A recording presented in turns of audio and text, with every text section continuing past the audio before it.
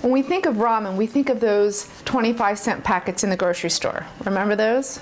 I grew up on them as a kid, ate them in college. Well, this is more of an authentic home-cooked version to that Japanese classic that's served everywhere with so many different variations. So stick around in this episode of Cook This. I'm going to share with you my ramen recipe.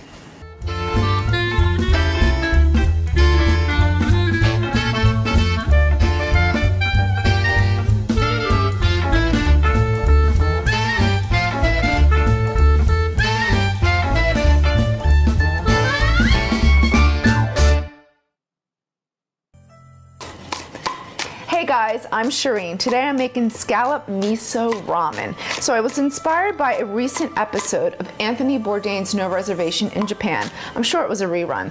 Noodle bars are all over the city and ramen has been enjoyed by us for quite some time. So I wanted to make a home cook friendly version, still keeping it authentic. So the first thing I'm going to do is get all my mise en place in place. In Asian cooking, Japanese cooking, getting everything cut, prepared, and ready first is key because it happens so quick.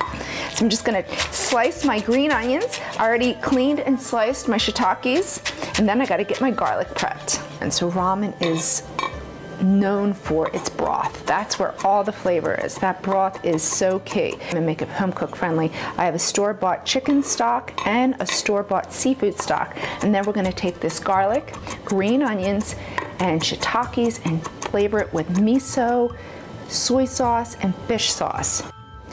For the scallops, I like to use fresh wild sea scallops.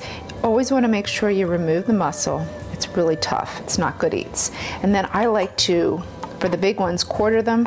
For the smaller ones, just halve them. I found that these are way more tastier than bay scallops. I didn't find them to be so tasty, so it's better just to get the big ones and then cut them down. That way they're bite-size friendly. I'm going to season these with salt and pepper and then start sauteing our mushrooms. All right, so I just heated my pot, so a little sesame oil.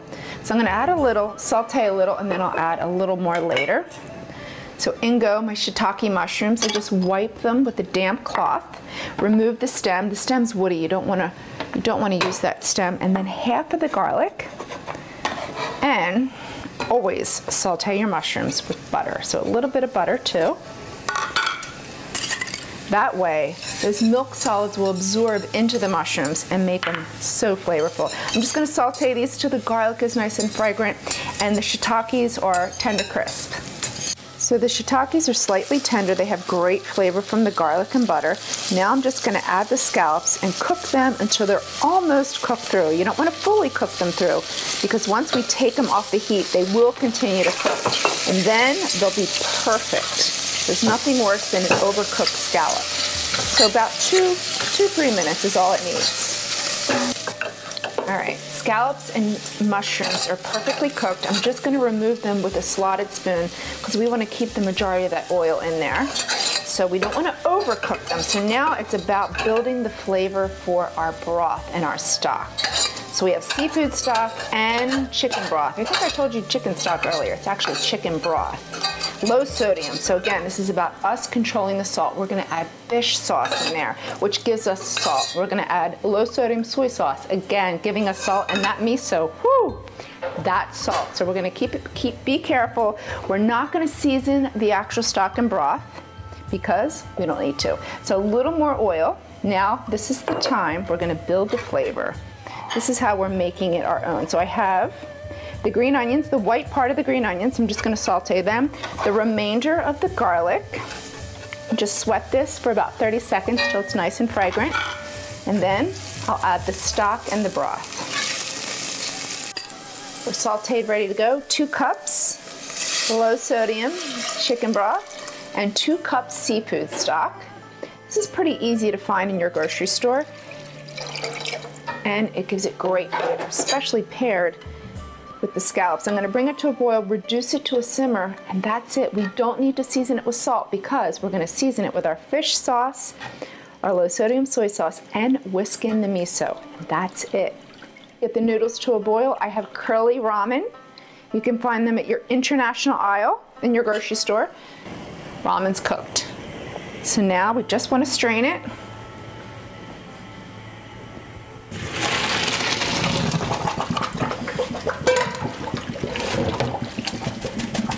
You want it to be really dry. You don't want this water to thin out our sauce. After all, we've built great flavor in that sauce, right? Or our broth, I should say. We'll set this aside. And now it's time to whisk the miso into our broth. I want it to be as authentic as possible. So I'm just gonna whisk in this miso. So miso is a fermented soybean paste. I'm using the white. You can find it at Whole Foods, maybe Trader Joe's. I think I got this one at Whole Foods. But it's mild. There are different levels of miso. The white is the mild flavor, has a nice salted kick. And now for low sodium soy sauce. So no additional salt is needed. This is our salt. And fish sauce. That's it, we're done. So this is how the Japanese like to plate their ramen. So the first thing we're gonna do is grab our authentic Asian bowl, or any old bowl. Take your ramen, put it in the bowl first. It's nice and hot. Put our delicious broth right over top. So you just want to cover it, but you want those ramens to peek through a little bit at the top. And then it's all about the garnishes on top. So we're just gonna neatly organize them right in their own little sections. We're going to keep it as authentic as we can. Now, a lot of different parts of Japan, they will add an egg on top. No egg. Just scallop our shiitakes, a nice good bit of green onions, and some bean sprouts.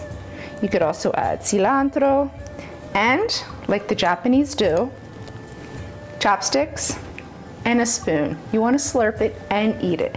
This is delicious, especially this time of the year. It is chilly. This is for sure to warm your heart. Don't go to a noodle bar. Make your own ramen at home.